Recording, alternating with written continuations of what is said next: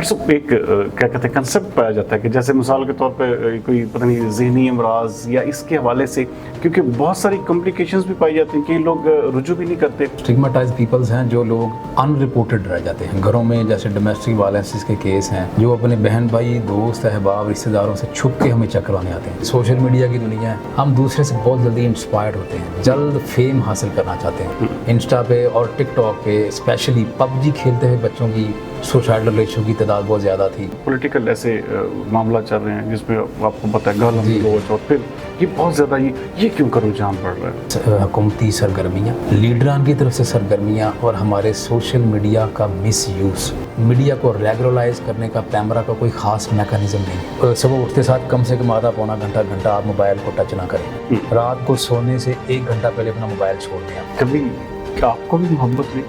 इसके मौसीकी भी सुनते हैं? जी सर, अल्हम्दुलिल्लाह मैं खुद बहुत अच्छा सिंगर हूँ। थोड़ा सा ऐसा गुनगुनाए। और गले का हार हुई, इतना काफ़ी सर। बिस्मिल्लाहिर्रहमानिर्रहीम, अस्सलाम वालेकुम नाज़रीन, पॉडकास्ट विद सरदार अमीन जितोई में एक बार फिर आपको खुशामदीद। नाज़रीन, आज हमारे साथ फैसलाबाद के एक नामवर नंबर 1 मारूफ न्यूरो साइकोलॉजिस्ट, माहिर नफ्सियात, दिमागी अमराज व तर्क मंशियात डॉक्टर ज़ीशान अहमद मौजूद हैं।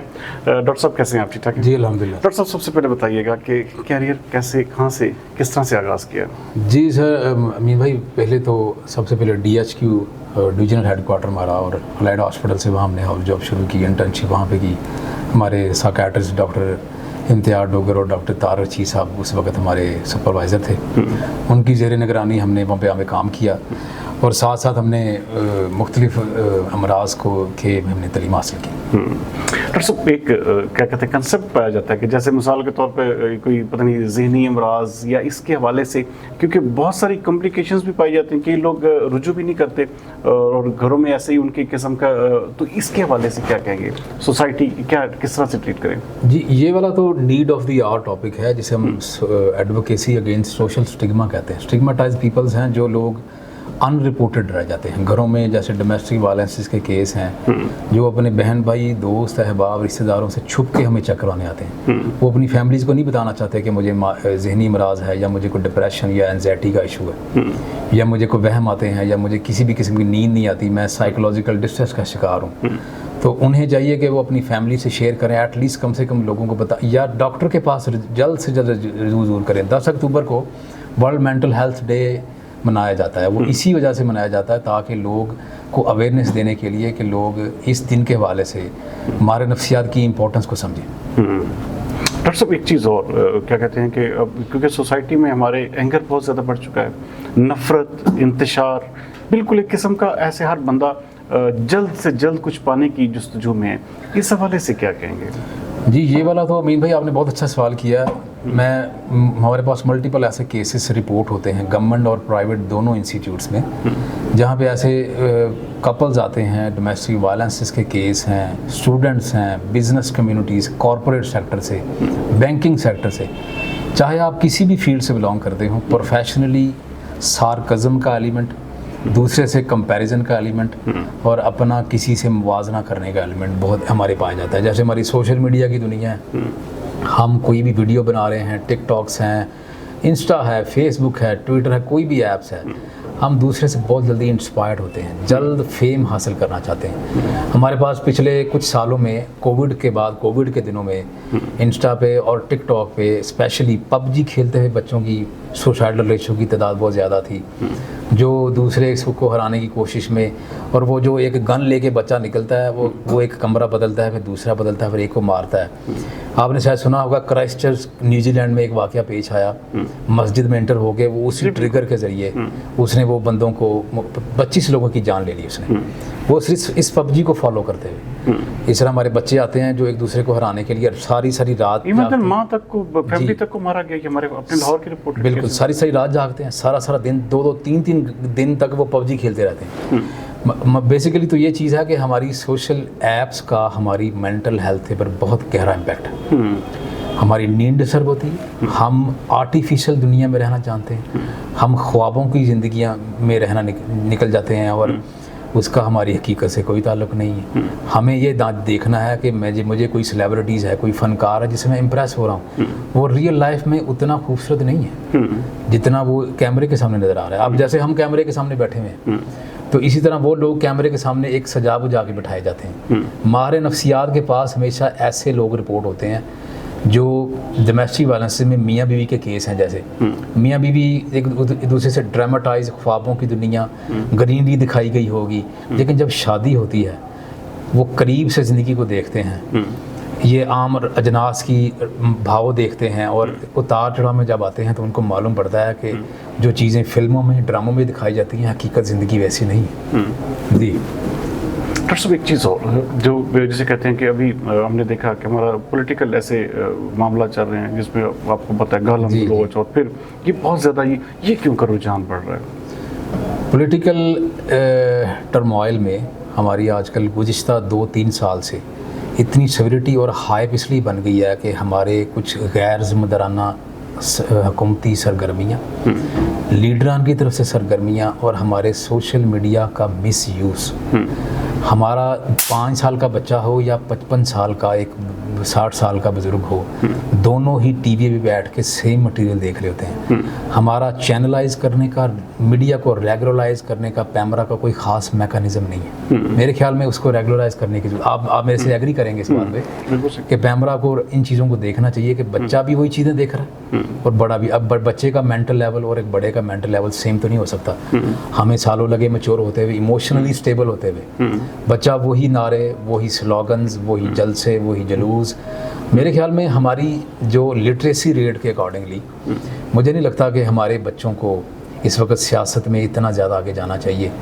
मेरे ख्याल में चाहे PTI हो, PMLN हो या पीपल पार्टी, जितनी भी सियासी जमातें, सब ही अंदर से एक दूसरे के रिलेटिव निकलते हैं, जो जलसों में एक दूसरे के खिलाफ मुखालिफ बातें करते हैं। हम लोग चौराहों पे बैठ के या आम शादी ब्याहों के फंक्शन में इन लीडरों को डिस्कस कर रहे होते हैं। मेरे ख्याल में ये लीडर भी जानते हैं कि ये आपस में माजी में दोस्त रहे होते हैं। हम इनको एक दूसरे के राइवल्स बना देते हैं, दुश्मन बना देते हैं। ऐसा नहीं होना चाहिए। अदारों को भी देखना चाहिए कि हमें, हमारी यंग जनरेशन को हम क्या प्रोवाइड कर रहे हैं। सियासी नुक्ता नज़र में मुआशरे में जो तकसीम बांट दी गई है, मेरे ख्याल में इसको अब एंड अप हो जाना चाहिए। हमारे स्कूल, कॉलेजेस, इंस्टीट्यूट्स, बैंक्स में ऐसी तकसीम है कि लोग पार्टीज़ की वजह से लोगों की शनाख्त करना लग पड़े। हम सब मुसलमान हैं, हम सबसे पहले एक अच्छे इंसान बनना चाहिए। हम किसी सियासी परकर या शख्सियत परस्त ग्रोह नहीं बनना चाहिए। आप एग्री करेंगे मेरी बात से? शख्सियत परस्ती चाहे वो किसी सियासी कारकुन की हो या किसी मजहबी पेशवा की हो, वो दोनों ही हमारी जिस्म में, हमारी सोच में शिद्दत पसंदी लेके आती है। शख्सियत पसंदी मेरे ख्याल में हमारे नबी पाक सल्लल्लाहु अलैहि वसल्लम या अल्लाह के बाद मेरे ख्याल में किसी के साथ नहीं होनी चाहिए। जी सर, रवैये बहुत ज़्यादा काउंट करते हैं, जो भी पॉजिटिव हो नेगेटिव हो, लेकिन आप बतौर माहिर नफ्सियात आप क्या समझते हैं कि इन क्या कहते हैं कि रवैयों की वजह से हमें इतना ज़्यादा हद से आगे गुजर जाना चाहिए? जी, ये वाला टॉपिक को तो हमारे मुख्तलिफ मोटिवेशनल स्पीकर्स, जिनमें गरां कदर नाम है, जो कवर अप करने की कोशिश करते हैं। बिहेवियरल मॉडिफिकेशन के ऊपर किसी कॉलेज, किसी जामियात, किसी यूनिवर्सिटी में कभी फोकस नहीं किया जाता।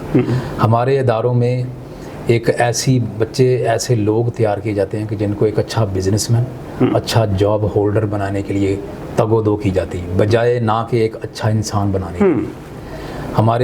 मेरे ख्याल में हर स्कूल में अब इंटरनेशनली, यूरोपियन स्टेट्स हों, गल्फ स्टेट्स हों, अमेरिकन स्टेट्स हों, वहाँ पे हर स्कूल से लेके, यानी कि एक नर्सरी टॉडलर मॉन्टेसरी क्लास से लेके एक PhD लेवल तक, पोस्ट डॉक्टरेट लेवल तक, हर इंस्टीट्यूट में साइकोलॉजिस्ट, माहिर नफ्सियात स्क्रीनिंग के लिए बिठाया जाता है। उसकी मेंटल हेल्थ को रेगुलरली एग्जामिन किया जाता है ताकि ये देखा जाए। अब जैसे हमारे मिलिट्री के इंटेलिजेंस के अदारे हैं, लॉ इन्फोर्समेंट अदारे हैं, पुलिस है, FC है, इनमें जो लोग वायलेंस करते हैं उनको मेंटल हेल्थ के लिए 10 से 15 दिनों की छुट्टियां दे दी जाती हैं। अगर किसी के साथ कोई इंसिडेंट हुआ है, ट्रॉमा हुआ है, उनको कहता था कि आपने वायलेंस देखा है, आप कुछ दिन छुट्टियों पे चले गए, उसकी फैमिली की ज़रूरत है। इसी तरह मैं समझता हूँ कि इन रवैयों को हम देखते हुए, शिद्दत पसंदी को देखते हुए, तकसीम को देखते हुए, हमें चाहिए कि हम अपने जामियात में, स्कूल लेवल, यूनिवर्सिटी लेवल पे और कॉर्पोरेट लेवल पे, बैंकिंग सेक्टर में, इंडस्ट्रियल ऑर्गेनाइजेशन में, मिल्स में हमें चाहिए कि माहिर नफ्सियात को जगह दें। हर 6 माह बाद अपनी मेंटल हेल्थ स्क्रीनिंग करवाएं, मेंटल चेकअप करवाएं, क्या आपके अंदर कोई सोशल सिविरिटी या कोई ऐसी एलिमेंट, आपकी नींद, आपकी भूख ठीक है। ऐसे जैसे मेडिकल स्पेशलिस्ट कहते हैं कि आपको हर 6-8 महीने बाद अपने ब्लड टेस्ट करवाने चाहिए, इसमें CBC है, LFT है, बेस लाइन वगैरह है, ताकि आपके मालूम कर सके आपको कोई हेपेटाइटिस C, B, शुगर वगैरह, ब्लड प्रेशर का इशू तो नहीं। इसी तरह आपकी सेहतमंद जिस्म में सेहतमंद दिमाग होता है, बीमार जिस्म में बीमार दिमाग होता है। तो आपका बीमार जिस्म सेहतमंद एक्टिविटीज़, सेहतमंद ख्यालात कैसे प्रोवाइड कर देगा? बीमार जिस्म एक नेगेटिव सोच ही लेगा। हमें एक कमरे तक महदूद कर दिया जाए, या जो लोग जेलों में बंद होते हैं वो जब बाहर निकलते हैं तो उनकी भी मेंटल हेल्थ स्क्रीनिंग की जाती है।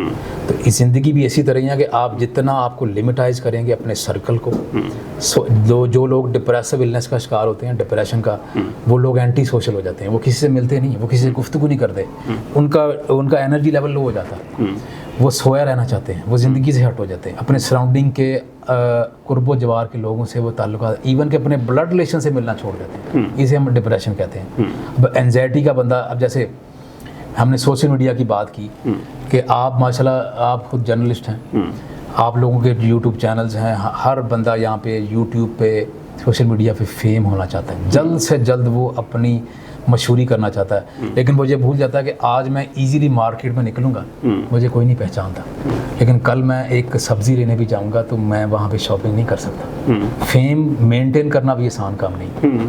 इस तरह लोगों को ये देखना है कि भाई फेम के चक्कर में क्या मेरी अपनी पर्सनल लाइफ डिस्टर्ब तो नहीं है। जो लोग रेगुलर बेसिस पे सुबह उठते साथ ही मोबाइल पकड़ लेते हैं, हमारे माहिर नफ्सियात कहते हैं कि सुबह उठते साथ कम से कम आधा पौना घंटा आप मोबाइल को टच ना करें। रात को सोने से 1 घंटा पहले अपना मोबाइल छोड़ दें आप, ताकि सोशल मीडिया को पे दी गई कमेंट्स, सोशल में दी गई राय, आप उन सोचों में अपने आप को रखते हैं कि मैं क्या वाकई ऐसा हूँ, स्क्रूटनाइज करते हैं अपने आप को। आप देखते हैं कि आप कटहरे में खड़ा रखते हैं कि फलाने ने मेरे बारे में ये कमेंट्स कहे थे, क्या मैं ऐसा वाकई हूँ? अगर उसने कोई नेगेटिव कमेंट्स कहे हैं तो आप उसकी नज़र में खुद को बेहतर करेंगे, ना कि अपनी नज़र में खुद को बेहतर करेंगे। बेसिकली तो मुझे अपनी ज़ात को देखना। जी सर। डॉक्टर साहब, ये बड़ी आपने दिलचस्प और बड़ी अहम तरीन बात की है कि हम लोग जो हैं वो जिसे कहते हैं कि क्योंकि हमारा ओढ़ना बिछौना सोशल मीडिया बन चुका है, सोशल मीडिया की किस्म की चीज़, ये जो एक किस्म का जो एक चार्म है, इसने हमें एक किस्म का बिल्कुल हर मर्द व ख़वातीन को मुक़य्यद कर दिया है। इस शहर से निकलने के लिए क्या किया जाए? इसमें सर हेल्थी लाइफस्टाइल को अपनाने के लिए हम अपने मरीज़ों को, क्लाइंट्स को, उनके अटेंडेंट्स को, उनके अजीज़ व अकारब को यही तरकीब देते हैं कि आप 3 से 4-5 चीज़ों के ऊपर फोकस करें। सबसे पहले जब हमारा मरीज़ आता है, अगर वो मेंटल हेल्थ इश्यूज़ का शिकार है, इंसोम्निया कहते हैं नींद की कमी को, या हाइपर एक्टिविटी है, गुस्सा है, तबीयत में तेज़ी है, हम उसको फार्माकोलॉजिकल ट्रीटमेंट देते हैं मेडिसिन के ज़रिए। फिर हम आता है NPI, नॉन फार्माकोलॉजिकल ट्रीटमेंट, जिसमें हम कहते हैं कि आप फिज़िकल एक्टिविटी अपनाएं, आपके दिन में एक वक्त मुतय्यन करें जो 45 to 50 मिनट्स का हो। आप कम से कम हफ्ते में 4 से 5 दिन फिजिकल एक्टिविटी अपनाएं, चाहे वो जिम की हो, ट्रेडमिल की हो, आपकी होममेड एक्टिविटीज़ हों, चाहे आप हल्की फुल्की वॉक ही क्यों ना करें, लेकिन you should be at least do something for your physical exertion. फिर आप स्पिरिचुअल बिलीव रखें। हम मुसलमान सोसाइटी से बिलोंग करते हैं, हमें अपने स्पिरिचुअल बिलीव्स के लिए अपनी इबादत पे फोकस करना, अपने यकीन को कामिल करना है, हमें इबादत को लेके अपने जो करीबी रिश्ते हैं उनके साथ अपने रिलेशन को स्ट्रेंथन करना है। अच्छा डॉक्टर साहब, आप गूगल पर सर्च किया जाए तो फैसलाबाद देखा जाए तो आप यू आर द नंबर 1 जो माहिर नफ्सियात की लिस्ट आती है हमारे सामने, तो उसमें doctor Zeeshan Ahmed top of the list है। डॉक्टर ज़ीशान अहमद को यहाँ तक पहुँचने के लिए किन किन मराहल से गुजरना पड़ेगा? जी सर, वैसे तो we have very vast answer of that question, लेकिन मुख्तसर हम ये कहेंगे सर, चाहे कोई भी डॉक्टर हो, उसको मुख्तलिफ माइलस्टोन से गुजरना पड़ता है, जिसमें अप्स एंड डाउन्स आते रहते हैं, लेकिन आपको लगे रहना चाहिए। आइदर यू फेलियर और you successful, you should be stick to the fact. आपको अपने काम पे फोकस करना है। लोग जल्द मशहूर होना या कामयाब होना चाहते हैं, कोई भी अपनी माँ के पेट से सीख के नहीं आता। आपका हर आने वाला दिन आपका उस्ताद है, हर आने वाला पेशेंट आपका उस्ताद है। अब आप ज़रूरी नहीं कि पहले आप अपनी असातिज़ा की कदर करें। आप उस्ताद आपका दूर से आ रहा है, उसके एहतराम में खड़े हों। उस्ताद की दुआ आपको बहुत दूर ले जाती है। उस्ताज़ा में आपके पेरेंट्स भी हैं, उस्ताज़ा में आपके वो लोग भी हैं जिन्होंने आपको मोटिवेशन दी। सबसे बड़ी मोटिवेशन हसद है, सबसे बड़ी मोटिवेशन आपके ऊपर तनकीद है। उस तनकीद को पॉजिटिव लेके सर पे सवार ना करें, उसी के ज़रिए आप सीढ़ियाँ चढ़ें। आप लोग तनकीद को लेके दिल फेंक देते हैं, डिसअपॉइंट हो जाते हैं, जल्द मायूस हो जाते हैं, यहाँ के सुसाइड करते हैं। बहुत से ऐसे डॉक्टर्स ने, माहिर नफ्सियात ने, आम वेमेंस ने सुसाइड की हुई हैं। क्यों जी? मुझे लोग पसंद नहीं करते। 70% people will not admire you. ठीक है, जहाँ पे पसंद करने वाले लोग भी हैं वहाँ पे हासदीन भी हैं। आपका सबसे बड़ी मोटिवेशन आपके हासदीन है। आप यूट्यूब चैनल चलाते हैं, आप टिकटॉक चलाते हैं, आप इंस्टा पे अपने व्यूज़ बढ़ाना चाहते हैं। वो जितने व्यूज़ बढ़ रहे हैं वो आपके अननोन लोग हैं। जो लोग आपको जानते हैं वो लोग आपको पसंद नहीं करेंगे। आप मेरी बात से एग्री करेंगे? बिल्कुल सही कह रहे हैं जी सर, बिल्कुल सही कहा आपने, बिल्कुल ऐसा ही है। और ये तो वो चीज़ है जो आपको लाइफ में बहुत ऊपर लेकर जाती है। लेकिन अगर आप पॉजिटिव थिंकर हैं तो जी, आप उसको पॉजिटिवली इनहेल कर रहे हैं, वरना जैसे वो आपने कहा कि वो जैसे कहते हैं सुसाइड की तरफ निकल जाते हैं। डॉक्टर साहब, कोई ऐसा वाक़या, कोई ऐसी बात, कोई ऐसी चीज़ जो आपको इस ज़िंदगी के सफ़र में आप समझते हो कि ये बड़ा मेरे लिए तकलीफ दे मराहिल थे, लेकिन आप उस पर से गुजर गए अपनी पॉजिटिविटी के साथ? जी, मल्टीपल टाइप्स के लाइफ ओकेजन, लाइफ माइलस्टोन्स आते हैं। जैसे कि आप को लोग आप बड़ी हायर डिग्री लेके, पीएचडी की डिग्री लेके, पीएचडी की डिग्री कभी जब अल्लामा इकबाल ने की थी तो वो बहुत वर्थ हुआ करती थी। आज लोग कहते हैं कि हर गली में पीएचडी बंदा मौजूद है। आज पीएचडी करने के बाद अगर आप अपनी डिग्री पे ऑनर फील कर रहे हैं तो मेरे ख्याल में डिग्री पे ऑनर फील करने की बजाय आप अपने शोबे से सिंसियर हो। आप इसलिए मरीज़ देखते हैं कि आपको अप्रिसिएशन मिले, that is not a good thing. आप इसलिए पेशेंट देखें कि आपके मरीज़ को इसकी ज़रूरत है। आपको अच्छा बंदा नहीं मिल रहा तो you should be a good one two start that. आप खुद पहले सबसे अच्छा बन के दिखाएं। मेरे पास सुनाने को काफ़ी, क्योंकि माहिर नफ्सियात ही के पास ऐसी दास्तानें होती हैं। लोग अपने बेड टाइम की, लोग अपने मैरिटल फैक्ट्स की, तर्क मनशियात की, घरेलू नाचाकियों की ऐसी लाजवाल दास्तानें हैं जो मैं आपको सुना सकता हूँ। लेकिन ऐसे केसेस, कोई ऐसा वाक़या, कोई ऐसी चीज़ जिसने आपको भी हिला के रख दिया हो, कितना बड़ा किस्म का वाक़या है? सर, हमारे पास एक बुज़ुर्ग आते थे जिन्होंने अपनी सारी ज़िंदगी अपने वालिदैन बहन के लिए निछावर कर दी, लेकिन उन्हीं की वजह से उन्होंने उनको करोड़ों का बिज़नेस करके दिया। लेकिन एट द एंड जब वो बीमार हुआ तो उनके बहन भाइयों ने उनको बीमारी में छोड़ दिया। वो हमारे पास रिपोर्ट हुए और वो हर बात पे रोते थे। इतना रोता था कि वो निढाल हो जाता था। उनकी बीवी उनको छोड़ गई, बहन भाई छोड़ गए। उनको ऐसे लगा कि किसी डॉक्टर ने कहा कि आपको कैंसर डायग्नोज हो गया। तो जिसने अपने बहन भाइयों को करोड़ों लाखों का बिजनेस करके दिया, उसके पास इतने पैसे भी नहीं देकर ना इलाज कर सके। तो फिर एक हमारी फैसलाबाद की गरां कदर शख्सियत ने, हमने उनका इलाज करवाया, मेंटल हेल्थ डिजीज़ से उसको बाहर निकाला।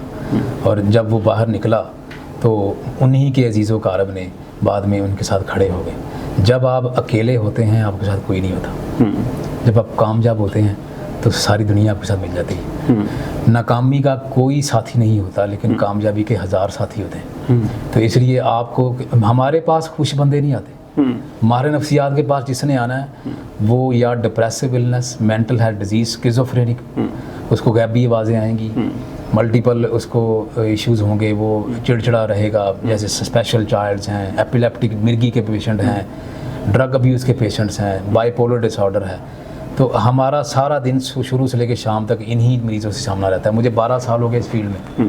12-13 सालों में मैंने सैकड़ों मरीज़, सैकड़ों फैमिलीज़ ऐसी देखी हैं जो आज खुद भी इस चीज़ की हैं कि डॉक्टर को चेक करवाना चाहिए, अपनी जहनी सेहत को इम्पोर्टेंस देनी चाहिए। डॉक्टर साहब, बड़ा लंबा शेड्यूल आपका, काम का, जॉब का, आपको भी मोहब्बत हुई? देखिए सर, सबसे बड़ी मोहब्बत हमें अपने काम से है।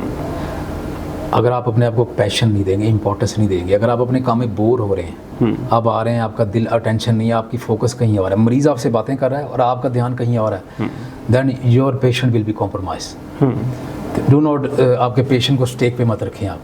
शादीशुदा हैं आप? जी सर। शादीशुदा हैं आप? नहीं सर, मैं फ़िलहाल शादीशुदा नहीं हूँ। अच्छा। ये पर्सनल क्वेश्चंस हैं, तो अनकरीब इंशाल्लाह बन जाएंगे इस बंधन में। अच्छा, इस बंधन में बन जाएंगे जी। इसका मतलब आप करीब करीब पहुंच चुके हैं आप? जी इंशाल्लाह, दुआ अच्छा। कर दें आप। इसके लिए मौसीकी भी सुनते हैं? जैसे मौसीकी तो यहाँ तक है, हमारे लाहौर के कुछ उस्ताद हैं जो कहते हैं कि हमारे पास जो पेशेंट आते हैं बड़े खुश्क पेशेंट होते हैं, रोना धोना, घरेलू नाचाकियाँ, ड्रग एब्यूज़ और एंगर इश्यूज़, नफ़रतों से भरे हुए। हमें म्यूज़िक सुनना हमारी मजबूरी है। डॉक्टर हमारे जो हमारे नफ्सियात साइकियाट्रिस्ट हैं, वो जब क्लिनिक या हॉस्पिटल आते हैं तो उनकी गाड़ी में गाने चल रहे होते हैं। जब वो अपने हॉस्पिटल के बाहर ब्रेक लगाते हैं तो फिर वो एक नए सिरे से मरीज़ देखना शुरू करते हैं। मौसीकी सुननी चाहिए। आप भी सुनते हैं? जी बिल्कुल सुनता हूँ। किसको पसंद करते हैं? बेसिकली तो चूँकि हम एक्स जनरेशन में आते हैं, मेरी डेट ऑफ बर्थ 91 के पहले से है, तो हम ये कुमार सानू, सोनू निगम के हम बहुत अच्छे फ़ैन हैं।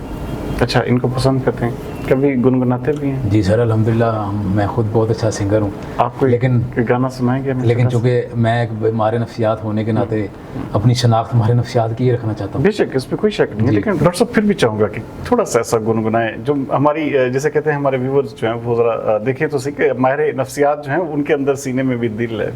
जी जी, आप कहते तो हम गुना देते हैं। रात कली एक ख्वाब में आई और गले का हार हुई, सुबह को जब हम नींद से जागे आँख उन्हीं से चार हुई। रात कली एक ख्वाब में आई और गले का हार हुई। इतना काफ़ी है सर? जी, थोड़ा सा और। चाहे कहो इसे मेरी मोहब्बत, चाहे हंसी में उड़ा दो, ये क्या हुआ मुझको खबर नहीं, हो सके तुम ही बता दो। तुमने कदम तो रखा ज़मीं पर, सीने में क्यों झनकार हुई। रात कली एक ख्वाब में आई और गले का हार हुई, सुबह को जब हम नींद से जागे आँख उन्हीं से चार हुई। काफ़ी है जी। आखिर में क्या कहेंगे आप बतौर, क्योंकि हमारी नफ्सियात मैं समझता हूँ कि आपका बहुत वास्ट एक्सपीरियंस है, ऐसी क्या चीज़ अपनी सोसाइटी को बताना चाहेंगे जो कि सोसाइटी को लाजमी तौर पर इन्हेल करनी चाहिए?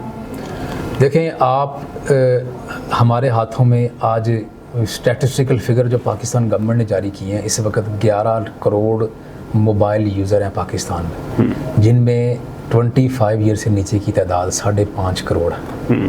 5.5 करोड़ व्यूअर्स वो हैं जिनकी उम्र 25 साल से कम है।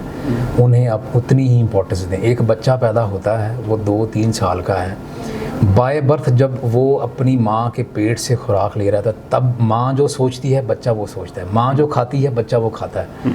बच्चे को इग्नोर मत करें, तो उसको प्रॉपर ह्यूमन बीइंग समझें उसे। अक्सर माएँ बच्चों को बच्चा समझती हैं। माँ बाप डोमेस्टिक वायलेंस के चक्कर में, हमारे पेरेंट्स ऐसे काफ़ी आते हैं जो बच्चे के सामने लड़ते हैं, लड़ाई झगड़ा करते हैं, उनके बच्चे पर बहुत गहरा इम्पैक्ट आता है।